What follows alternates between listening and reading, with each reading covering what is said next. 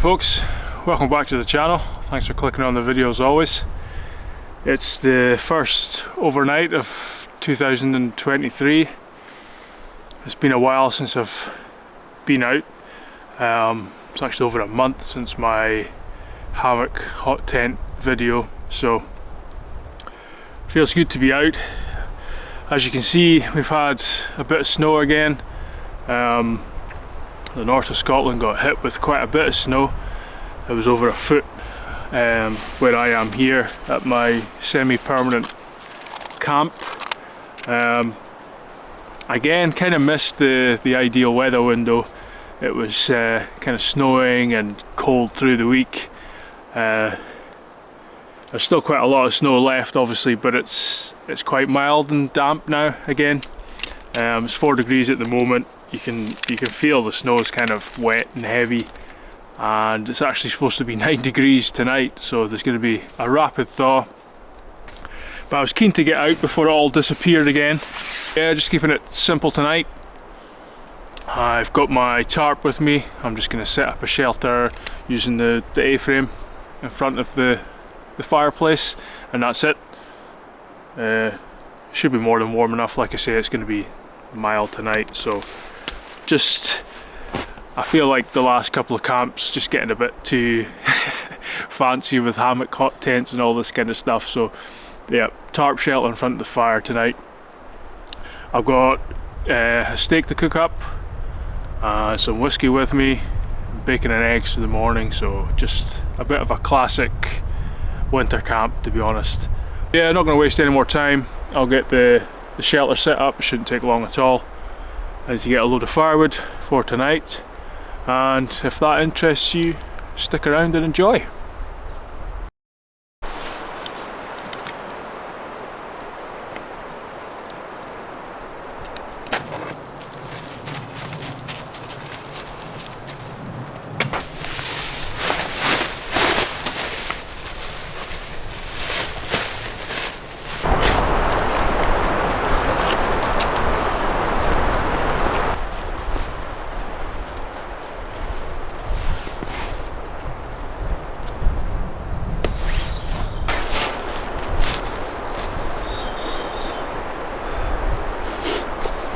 Right, that's the shelter set up. Just a simple plough point using the tripod to tie off from. We've got loads of room in here for myself and Derek. We're going to be right in close to the fireplace, so it should be nice and warm. The wind's getting up a little bit, you can probably see from the tarp moving, but we're relatively shallow, just coming in from this direction. We should be okay. But yeah, it's about 11 o'clock now, so I'm just going to use a little bit of time before lunch to get some firewood, and then I'll cook up some lunch, just some coffee and some noodles. Just, yeah, again, very simple. But yeah, we'll get on with that just now.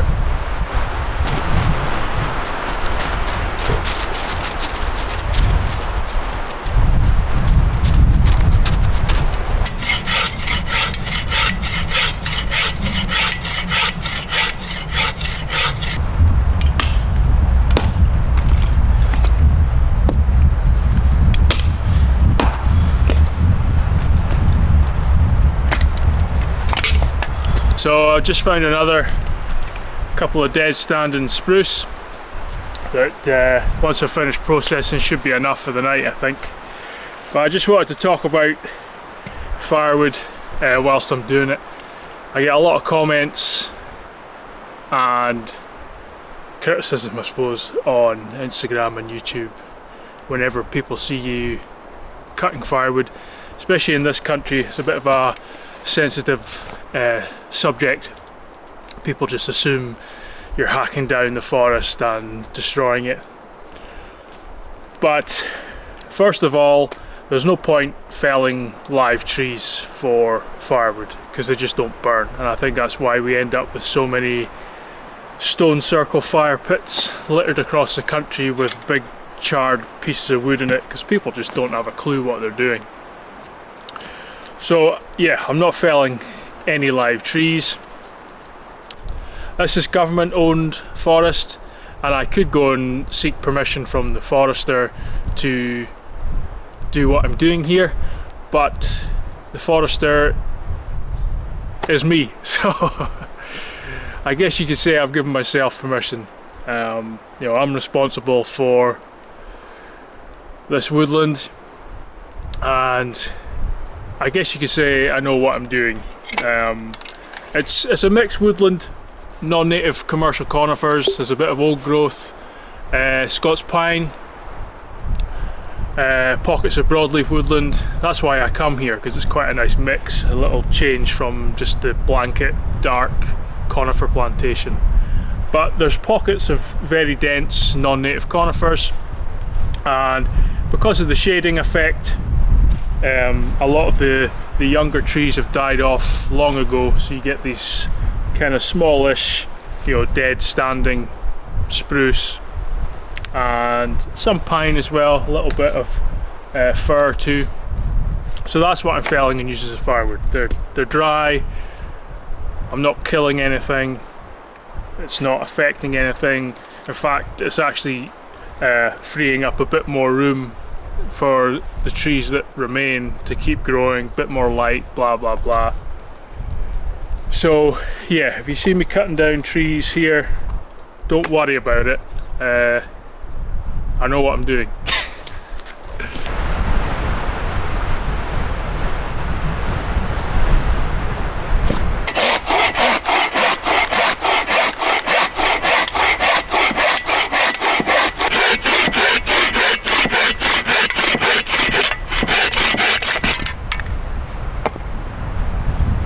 I tried scraping birch bark, but it just wouldn't get going, and I just lit some birch bark with a lighter here, but it just keeps burning out because it's so damp. I'll try again.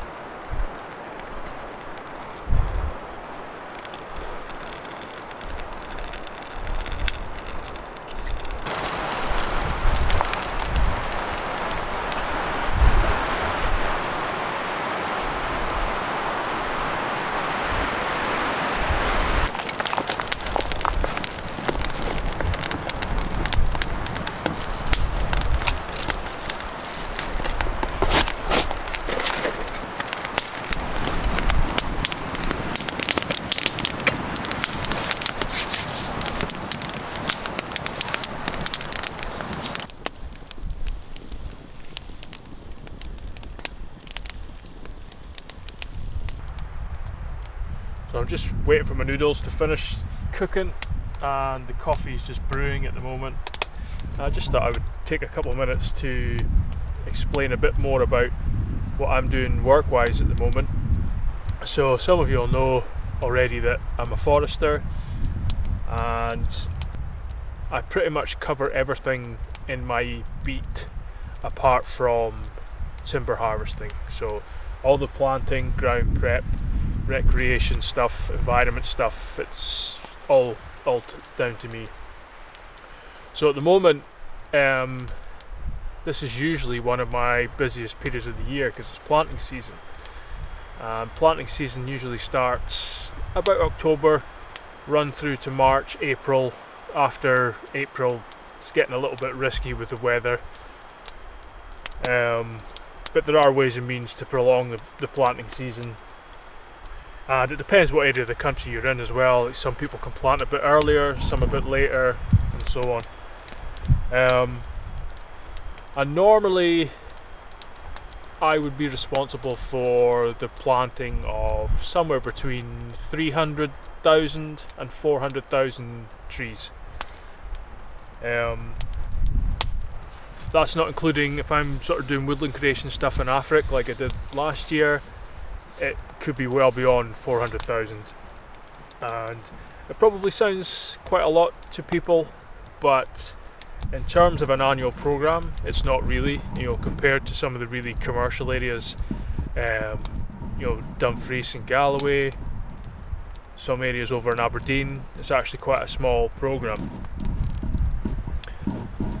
and we could be planting anywhere between sort of 1,600 to 3,000 per hectare trees per hectare, and they could be anything from, you know, kind of this height to sort of 40-60 centimeters in some of the bigger trees. And it's funny, this time of year I get conflicted, because personally I love the winter weather. I love it when it's cold and lots of snow, but work-wise it couldn't be worse, especially for planting. If the ground's frozen, you can't plant. If there's too much snow on the site, you can't plant. You can't see where you're planting, you can't see where you're walking. You've got two big sort of heavy planting bags either side of you. You don't really want to be slipping and sliding all over the place in the snow. So yeah, it's not ideal at all. If there's too much snow, people just can't get into the sites anyway, because they're just on forest roads. And even on the harvesting side, it can be very busy at this time of year, because, you know, we, especially in this area of the country, we have so many designations in terms of habitats and wildlife that a lot of the time we can't fell any trees during the sort of spring, summer season. So a lot of the work has to be done at this time of year. And that has its challenges as well, because, you know, Scotland's a very wet country. Ideally you'd want to fell a lot of these sites when it's most dry, but you just can't, so you do it in the winter, then you deal with lots of rain, snow, all that kind of stuff. So yeah, it's a very seasonal job.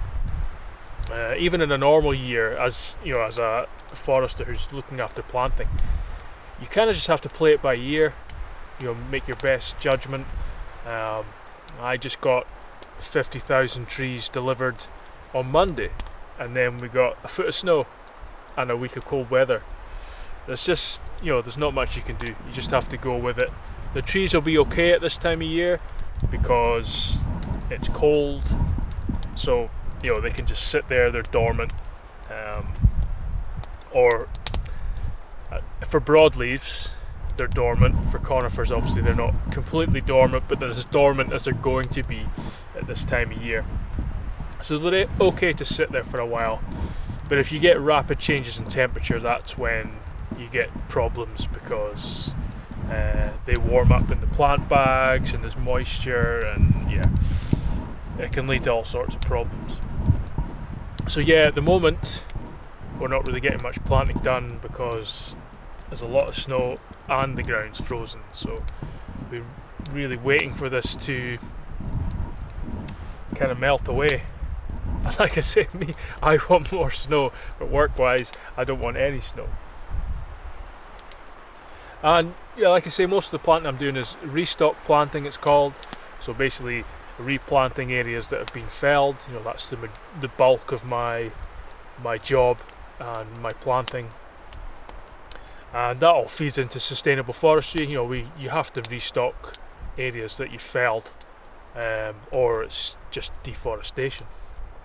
So yeah, that's the bulk of my job. But obviously I get involved in woodland creation stuff, like native woodland stuff, which is almost like a bonus, but it's, you know, it's increasing every year. You know, more and more of these projects are coming in, so yeah, it's an interesting time tree planting wise. So anyway, I thought I'd just give you a little insight into what's happening in forestry in Scotland at the moment. It's planting season. So I think this coffee and the noodles are ready now, so I'm gonna eat this and I'll get back to the firewood processing.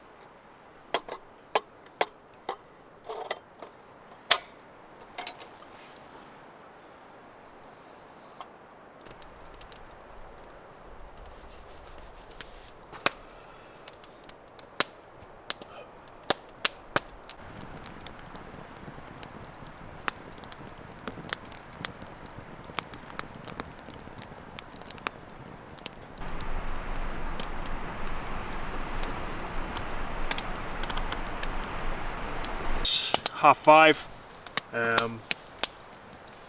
Completely dark now, although the sunrise was almost 5 o'clock now. Starting to notice that extra little bit of light. I've got steak and I'm going to make some chips just in the pan, cast iron pan. I've got this contraption to cook the steak in, sent over by, I don't know if you can see that,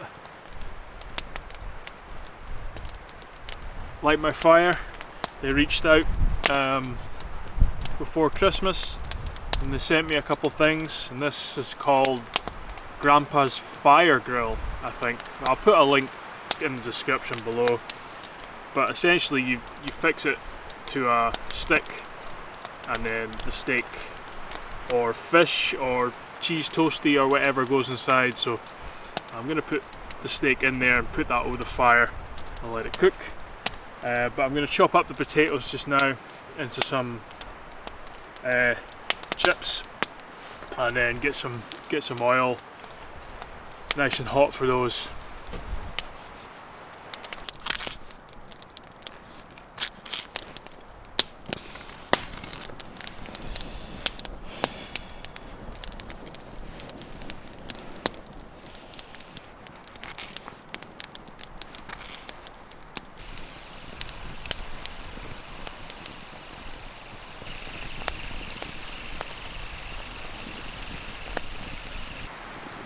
It looks alright.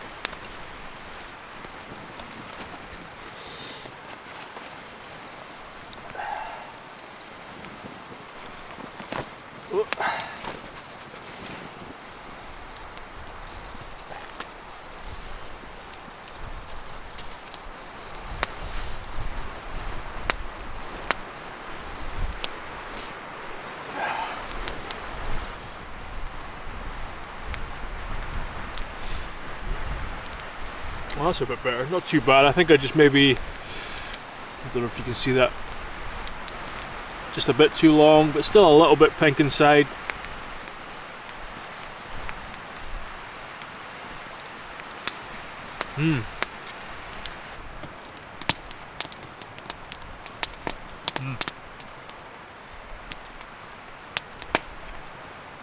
I got some whiskey to wash it down with as well.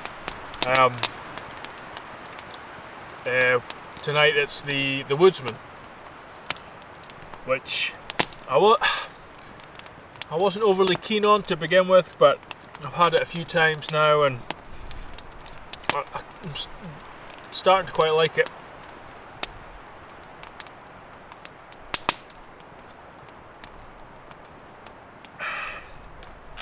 And the name's pretty good as well.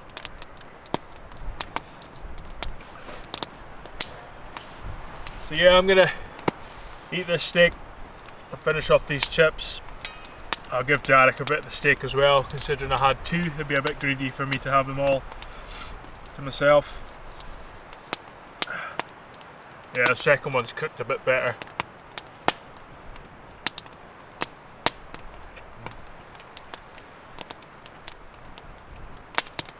But yeah, I'm going to finish this and I'll bring you back later on.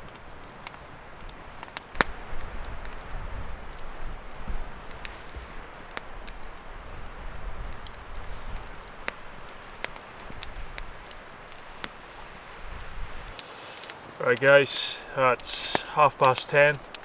I think I'm going to call it a night and go to bed. So if you can see Derek behind me, he's already in bed. It's feeling pretty mild now. It must be 6 or 7 degrees, maybe a bit more. But just letting the fire die down. I'm going to lie across here and just have Derek kind of locked in behind me, and hopefully he'll still stay put. But yeah, I guess I'll see you in the morning for some bacon and eggs. And we'll get some coffee on as well. But that's that wind picking up again. Hopefully it's not too bad through the night, but yeah, I'll call it a night there and I'll see you in the morning.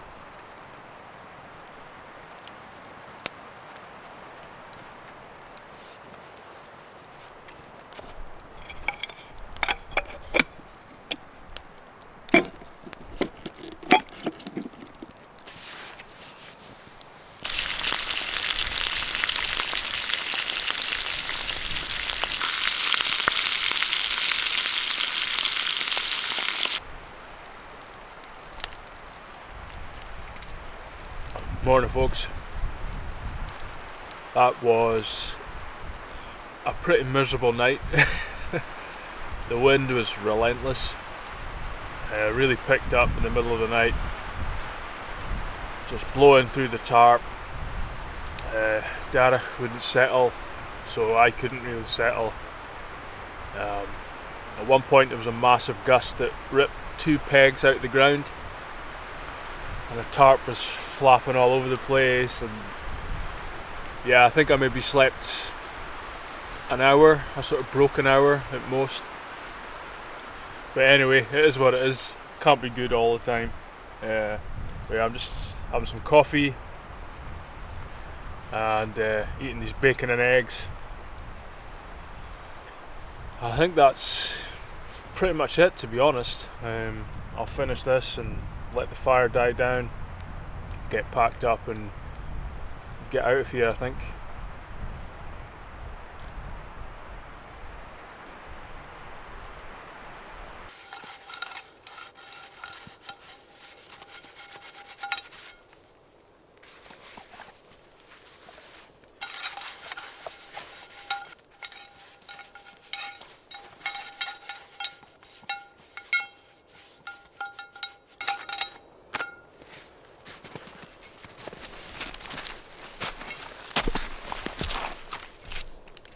Right guys, that's me all packed away. I just need to take the tarp down. It started raining lightly, so I left it up until last. But yeah, first overnight of 2023 done. It was definitely good to get back out. It was a shame about the wind and not sleeping, but it's all part of the experience and kind of learning to do things differently next time. Maybe have a different type of shelter, something a bit more low profile, you know, that kind of thing. So anyway, if you feel like sticking around for Forest Thoughts, please do. But if you don't, thanks again for watching, and I'll see you on the next one.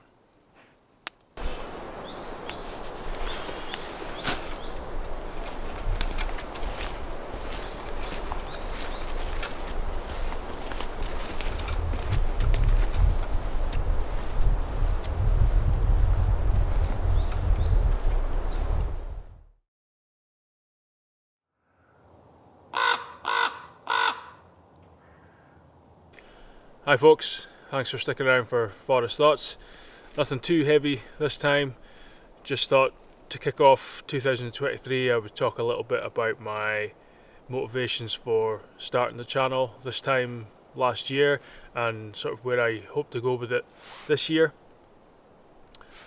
The channel passed 2,000 subscribers just before the end of the year, which I really wasn't expecting, you know, in the first year of the channel. So that was a really nice milestone to hit, and subscribers are, you know, they're steadily growing, which is nice. Still seems to be a little bit of a disconnect between subscribers actually watching the videos though, which I don't quite understand. The last video I did, the hammock hot tent, that video did a little bit better than normal, had a couple thousand views, but according to YouTube, only 10% of the views were subscribers. So I'm not overly fussed about subscriber numbers. I'm more fussed about more of the subscribers watching the video, if that makes sense. I guess there's not much point in subscribers subscribing but then never watching. It kind of seems a little bit pointless. But if you are subscribed, I would say remember to hit that notification bell, and you'll get reminders if there's a video. You know, I guess in the back of my mind I'm maybe thinking that people are subscribed but they're just not getting told there's a new video perhaps. You know, 10% seems pretty low. But anyway, yeah, the Highland Woodsman YouTube channel. I suppose the catalyst for starting it last year was I was in a pretty bad place mentally, which is kind of ironic when you think about where I am at the moment. I guess history repeats itself. But yeah, I guess I just wanted to create something positive and constructive to focus on. But I suppose the real motivation behind the channel is a lifetime of frustration with Scotland's land management and landscape and the people using it, to be honest. If you followed me for a while, you would have heard me say this several times already, but I'm a forester. I've been working in forestry and land management for the last 10 years. I've been living in the Highlands all my life. I've had an interest in ecology and nature and rewilding, if you want to call it that, for I don't know how many years now. So I pay attention to a lot of these things, but yeah, I suppose in recent years social media has kind of upped that frustration, because you search for Scotland on, say, Instagram, and you get endless photos and reels of, the classic image of Glencoe taken from the roadside with the mountain hut and the little pocket of non-native conifers, being the only forest left, the hand-fed deer, a landscape where the woodland's been completely removed and it's been overgrazed by sheep and deer for decades. And you look at the comments underneath and it's like, Scotland's the most beautiful place on earth, Scotland is just the best, I'm so proud to live in Scotland. And I just think, do you actually understand what you're looking at? And chances are they don't.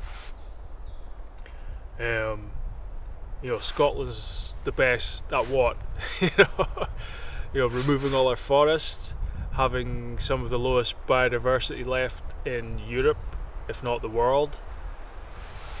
People say these things, but they don't really understand what they're actually saying. And I'm not saying people shouldn't make the most of what we have. Absolutely, it's great that people get outside and try and connect, but I just think that people aren't really thinking about where they are or looking at it. And just because you're making the most of somewhere doesn't mean you can't understand what's missing. I think that's my biggest frustration. I'm not saying this or that, just because it's missing you have to hate Scotland. Not at all. Just take some time to really understand what's going on and what you're looking at. And a big part of that problem has been the tourist industry in Scotland. For years we've been programmed to think of Scotland as this romantic place with castles and open hills and Highland cattle and all this kind of stuff, and that's really just trying to make the most of what's left and being blind to what should be there. And yeah, I guess when I constantly see this stuff online, I just get so frustrated. And when you try and challenge people or educate people, you just get told that you're crazy or you're being stupid, or Scotland's wonderful, and it's really difficult to tell someone who lives in, say, a council estate in Birmingham, who's visiting Kintail over on the west coast, that the landscape isn't that great. They just see green and space and no concrete and not that many people. And I get it, I'd rather they be happy to be there, but at the same time we can't just be blind to all the detail that's missing. And I suppose in many ways over the years I've kind of learned that sort of nature conservation or rewilding or restoring, whatever you want to call it, it's really about managing emotions. The wildlife and the vegetation and the trees and all these things will take care of themselves to a point. you know, eventually things will come back given enough time. But it's people's emotions that we actually have to manage. You know, you can throw as much science at crofters, farmers, hunters in Sweden who want to wipe out the wolves, and you know, it can be there in black and white, but if people have got that emotional connection to something else, then it's almost impossible. You know, going back to Sweden, I mean, all the scientists, ecologists, you know, say that you need to increase that wolf population to a minimum level to have a healthy, you know, gene pool. And it's also an apex predator. I mean, we've all seen what happens when you remove an apex predator. The whole ecological structure starts to fall apart. But you have all these hunters who feel like the wolf threatens their hunting lifestyle, and you can give them all the facts and information, but you know, their family have been hunters for generations, and that's it. That's what their brain is programmed to support, you know, hunting. That's their emotional attachment. And it's the same for, you know, I'm reading a book at the moment, Lee Schofield's new book. Is it Lee Schofield? I think so. About being a reserve manager down in the Lake District and the difficulties he's facing or has faced. And you know, you're dealing with these kind of upland sheep farmers in the Lake District, and you can see the landscape is absolutely ruined. It's being grazed to within an inch of its life. All the kind of vegetation and floral diversity is long gone. You know, no forest. You know, the science is there, you know, in terms of, you know, flooding and all this kind of stuff. But, you know, well, our families farm sheep here for generations, and that's what we do, and you know, that's the emotional attachment, and it's very unlikely there's anything you can say to change their mind. So yeah, I guess nature conservation in a way is mainly about managing people's emotions and dealing with those emotions when you want to try and change things or protect things. Future of the channel, I hope to keep doing the same kind of thing. I have asked people what they want to see, and I've got a few ideas for this year. I'd like to get out and see more of the pinewood remnants scattered all over the Highlands, and talk a bit more about them. I've got a new camera, invested in a new camera just before the end of the year with a new microphone, so hopefully the video quality and definitely the sound quality has improved. I won't really know until I get home and edit this video, but if anyone wants to help me out by letting me know whether it's better or worse or the same, that would be useful. One thing I didn't do last year was get into the mountains, which was a bit strange for me. I don't know what it was. I just didn't have the motivation. I enjoy the physical challenge of getting up into the hills, but it can get depressing with the views you see up there. You know, you get a bird's eye view of the landscapes that frustrate me so much, and I guess I just couldn't be bothered with it last year. But I can see why, if I did a few of those trips, that would be more impactful, if you want to say, in terms of showing people what's up there and what's missing and all that kind of stuff. But yeah, I guess that's it. I'll leave it there. Like I say, first forest thoughts for 2023. Just thought I would explain a little bit for new subscribers, and what I'm sort of planning to do this year with the channel, and hopefully I can keep my motivation up and keep these videos coming out. Some of you may have noticed I put a Canada road trip video on the channel, just a little short video. I've been sitting on that footage for 5 years. I just took most of it with my phone, and I intended to make a video you know, back then after the trip. So yeah, I guess that's just my way of doing what I would say I would do. Yeah, it's just 2 parts, just 2 short videos.